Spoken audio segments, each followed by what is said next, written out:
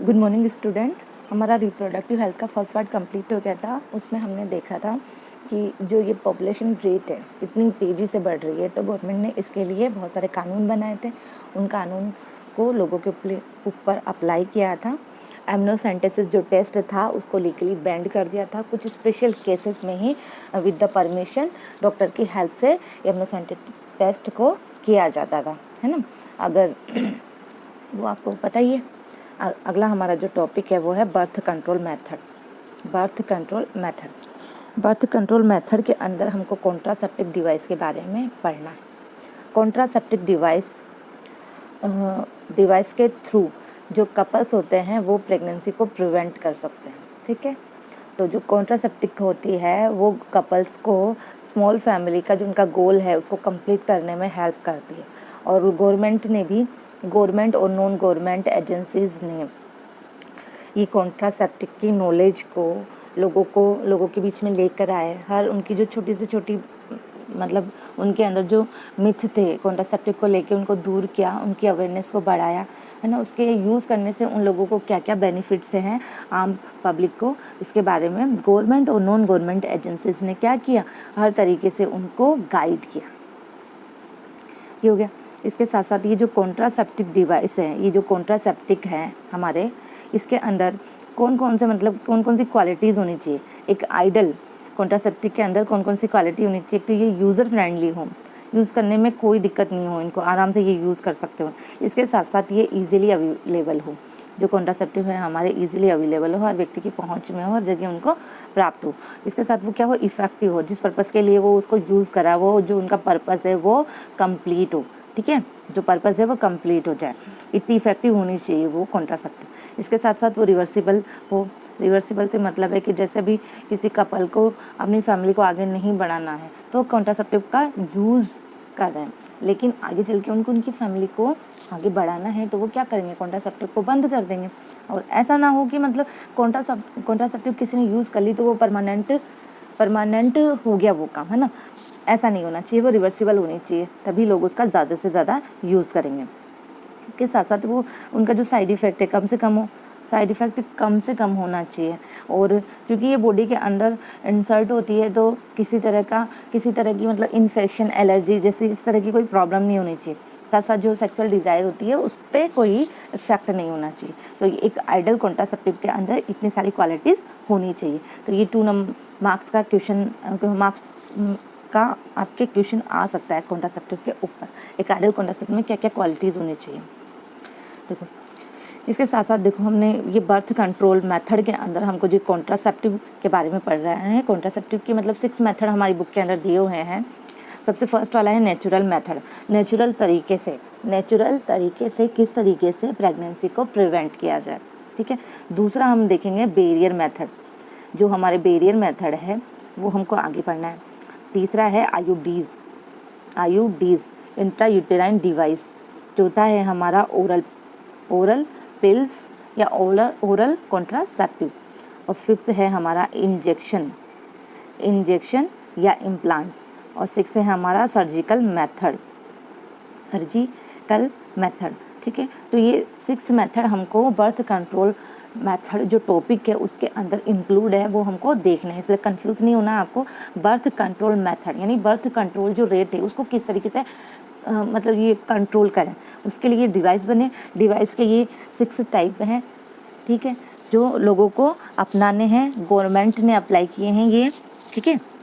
तो जो भी आम पब्लिक को जो भी सूटेबल लगे वो मेथड यूज़ कर सकते हैं। और इन सारा मेथड का मतलब क्या बेनिफिट है, क्या लॉसेस है, ये सब कुछ बताया हुआ है ताकि आप बेस्ट से बेस्ट मेथड को अप्लाई करें, ठीक है। इसके साथ साथ देखो अब जैसे गवर्नमेंट ने कॉन्ट्रासेप्टिव को लोगों के बीच में बना दिया, लेकर भी आ गए, उसकी नॉलेज भी प्रोवाइड करवा दी, उसका लाभ, उसका बेनिफिट भी उनको समझा दिया।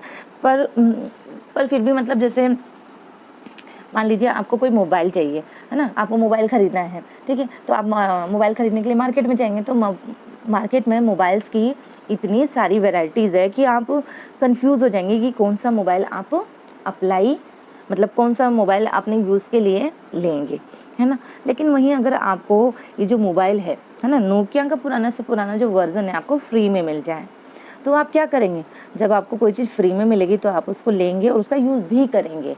इसी तरीके से गवर्नमेंट ने सोचा कि जो कॉन्ट्रासेप्टिव हमने बनाई, इनका जो कुछ ना कुछ कॉस्ट डिसाइड की गवर्नमेंट ने, है ना। तो कॉस्ट डिसाइड करने के बाद में 50% पब्लिक ने तो उसको परचेस करके यूज़ किया, लेकिन बाकी की जो 50% थी पॉपुलेशन, उन्होंने ना तो इसको लिया ना ही इसका यूज़ किया। तो गवर्नमेंट का जो 100% मतलब वो चाहते थे कि उनको 100% रिजल्ट मिले, तो वो उनको नहीं मिल सका।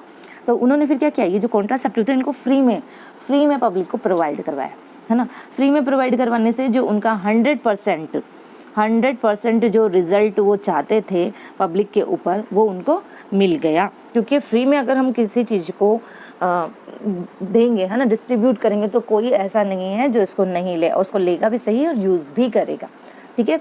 तो गवर्नमेंट ने डिसाइड किया कि कॉन्ट्रासेप्टिव को फ्री में डिस्ट्रीब्यूट किया जाए, ठीक है। ये इसकी क्वालिटीज़ होगी। अब हम देखते हैं आगे मेथड को। तो फर्स्ट है हमारा नेचुरल मेथड। अभी जो नेचुरल मेथड है, इसका एक प्रिंसिपल है। प्रिंसिपल क्या है कि जो हमारा ओवम है और ये जो हमारा स्पर्म है, इसका नेचुरल मेथड का प्रिंसिपल ये है कि जो ओवम और स्पर्म है, इन दोनों की मीटिंग ना हो, इन दोनों की मीटिंग होने ही नहीं दिया जाए, है ना। ये इसका प्रिंसिपल था नेचुरल मेथड का, ताकि जो अनवांटेड प्रेगनेंसी है उसको रोका जाए, प्रिवेंट किया जाए, है ना। तो इसके अंदर नेचुरल मेथड के अंदर हम इसके मान लो, ये नेचुरल मेथड के आगे चल के 3 टाइप हम पढ़ेंगे। देखो, ये नेचुरल मेथड था, नेचुरल मेथड के 3 टाइप हैं। फर्स्ट है पीरियोडिक अपसिस्टेंस, सेकंड विड्रोअल, थर्ड है लैक्टेशनल एमनोरिया, ठीक है। ये तीनों के तीनों मेथड हैं नेचुरल, ये तीनों की तीनों मतलब टाइप है या मेथड है नेचुरल वे में प्रेगनेंसी प्रिवेंट हो, ठीक है। देखते हैं। फर्स्ट है भाई पीरियोडिक अपसिस्टेंस। इसमें क्या होता है कि जो एक फीमेल है, फीमेल का मेंस्ट्रुअल साइकिल होता है लगभग 28 डेज़ का, लेकिन चूंकि हर फीमेल की अपना अलग अलग लाइफ स्टाइल, इसकी वजह से उसका जो ये मेंस्ट्रुअल साइकिल है ये कम ज़्यादा हो सकता है। एक आइडल मेंस्ट्रुअल साइकिल का जो इंटरवल है वो 28 डेज़ का होता है। इसके अकॉर्डिंग क्या होता है कि 14 डेज़ पर हमारा जो ओवम है वो रिलीज़ होता है, ठीक है। ओवम रिलीज़ होगा। 28 डेज़ का हमारा साइकिल है, 14 डेज़ पर हमारा ओवुलेशन होगा। तो ओवुलेशन होने के बाद में अगर मीटिंग होती है इस ओवम और स्पर्म की, तो क्या होगा, फर्टिलाइजेशन होगा। फर्टिलाइजेशन होने की ज़्यादा चांसेस होंगे। लेकिन अगर ओवुलेशन नहीं होगा, है ना, मतलब ओवुलेशन नहीं होगा तो फर्टाइल होने के चांसेस कम होंगे, है ना। तो ये इस पीरियोडिक अपसिस्टेंस के अकॉर्डिंग जो 14 डेज़ है, 14 डेज़ के पहले के 4 डेज़ और 14 डेज़ के बाद के 4 डेज़, इन डेज़ को छोड़ के, है ना, इन डेज़ को छोड़ दिया जाए तो क्या हुआ, इन डेज़ में अगर जो कपल्स है वो इंटरमीडिएट ना हो तो जो प्रेगनेंसी है उसको हम प्रिवेंट कर सकते हैं। हाँ, एक तरीके से इसको सेफ पीरियड कहा जाता है, ठीक है। सेकंड है विड्रोवल या कोइटस इंटरप्टस, ठीक है। विड्रोवल या कोइटस इंटरप्टस, इसके अंदर क्या होता है कि जो मेल पार्टनर होता है वो क्या करता है, इंसेमिनेशन की प्रोसेस से पहले, इंसेमिनेशन होने से पहले जो इजैकुलेशन वाली प्रोसेस होती है, इजैकुलेशन की प्रोसेस अगर आपको क्लियर है तो इंसेमिनेशन का मतलब भी आपको क्लियर होगा, ठीक है।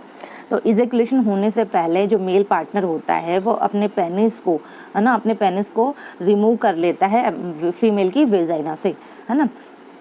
तो क्या होता है कि जो इजैकुलेशन की प्रोसेस होती है बॉडी के बाहर होती है, और चूँकि इजैकुलेशन की प्रोसेस बॉडी के बाहर होगी तो इंसेमिनेशन होने के कोई चांस नहीं है।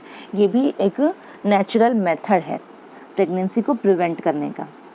थर्ड है हमारा लैक्टेशनल एमनोरिया। लैक्टेशनल एमनोरिया में क्या होता है कि जैसे हमारा पार्चुरेशन हो गया, ठीक है।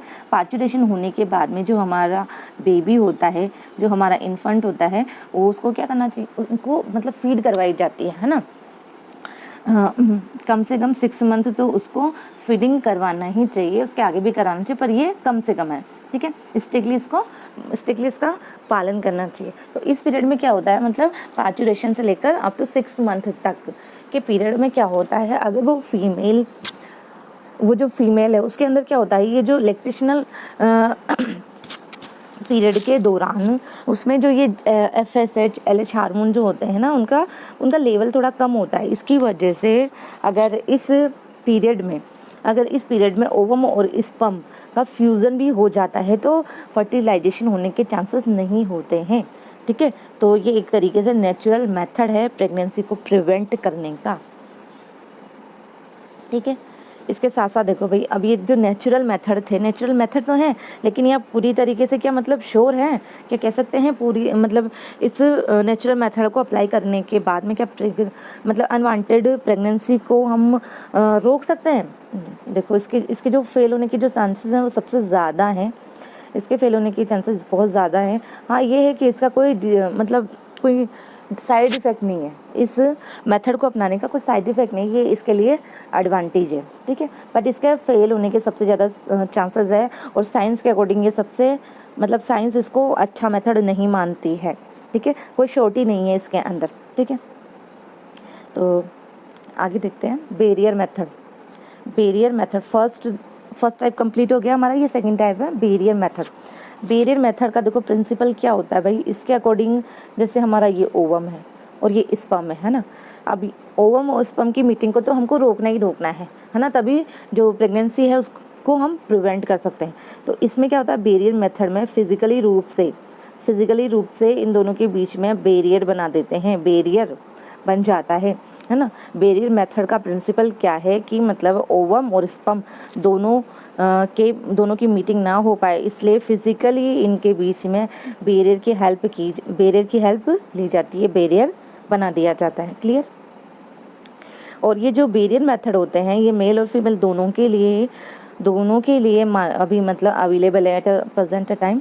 तो इसमें सबसे पहले देखो कॉन्डोम, सबसे फर्स्ट है इसमें कॉन्डोम। ये जो कॉन्डोम होता है ये किसका बना हुआ होता है, ये थिन रबर का बना होता है जिससे लेटेस्ट शीट कहते हैं। ठीक है, और ये मेल के पेनिस को कवर करता है अगर मेल यूज़ करता है तो, और अगर फीमेल यूज़ करेगी तो फीमेल की वेजाइना और सर्विक्स को कवर करता है। ठीक है, उसके बाद में अगर इंसेमिनेशन होता है ना, तो क्या होता है, स्पर्म और ओवम का फ्यूज़न नहीं होता है, हो नहीं पाता है। इस वजह से क्या होता है, फर्टिलाइजेशन नहीं होगा। ठीक है, अब ये जो निरोध नाम का जो ये कॉन्डोम है गवर्नमेंट के द्वारा सबसे ज़्यादा फ्री में डिस्ट्रीब्यूट किया गया था लोकल पब्लिक के बीच में। ठीक है, इसके साथ साथ ही अगर कॉन्डोम को यूज़ करते हैं पब्लिक, तो वो STD और एड्स से भी मतलब अपने आप को बचा सकते हैं। ठीक है, STD की फुल फॉर्म है सेक्सुअल ट्रांसमिटेड डिजीज़, और एड्स की फुल फॉर्म है एक्वायर्ड इम्यूनो डेफिशिएंसी सिंड्रोम। ठीक है, इसके साथ साथ जो ये कॉन्डोम होता है वो डिस्पोजेबल होता है, आराम से इसको यूज़ करके फेंक सकते हो आप। और इसके साथ साथ ये जो है सेल्फ इंसर्टेड होता है, मतलब किसी डॉक्टर की ज़रूरत नहीं होती है, आप सेल्फ से भी इसको इंसर्ट कर सकते हो। ठीक है, इसके बाद है सेकंड हमारा diaphragm walls and cervical cap. अभी ये जो मेथड है, ये जो बैरियर मेथड है diaphragm vault and cervical cap, ये फीमेल के लिए अवेलेबल है। ठीक है, ये किसका बना हुआ होता है, एक रबर शीट का, और इसको वही सेल से इंसर्ट किया जाता है फीमेल के जेनिटल वाले पार्ट में, ताकि जो सर्विक्स कवर हो जाए, है ना। और देखो, इसके साथ साथ ही जो इसको डायफ्राम वॉल्स और सर्वाइकल केप को यूज़ करने की वजह से जो स्पर्म की एंट्री है ना, स्पर्म की एंट्री को हम सर्विक्स तक ट्रांसफ़र होने में प्रिवेंट कर सकते हैं। और ये क्या है, रीयूजेबल है, क्लीन करके वापस यूज़ किए जा सकते हैं। इसके साथ साथ यही सेल्फ इंसर्टेड है। ठीक है, तो मतलब आराम से इसको आप सेल्फ से यूज़ कर सकते हो। इसके साथ साथ हमारा थर्ड है स्पर्मिसिडल क्लीन जेली एंड फोम। ठीक है, इसके अंदर क्या होता है कि मतलब ये जो बैरियर मेथड के अप्लाई करने के साथ साथ ये क्रीम और जो जेली है ना, उसको भी यूज़ करें तो ये कॉन्ट्रासेप्टिव जो वैल्यू है तो होती है वो बढ़ जाती है ना। मान लीजिए किसी रीजन बस जो आपने बैरियर मेथड यूज़ किया है, बैरियर अगर ब्रेक हो गया तो क्या है, वो सेफ़ नहीं है। और अगर उनके साथ साथ आप ये क्रीम और जेली फॉर्म को यूज़ करते हैं तो क्या होगा, जो कॉन्ट्रासेप्टिव वैल्यू है वो बढ़ जाएगी।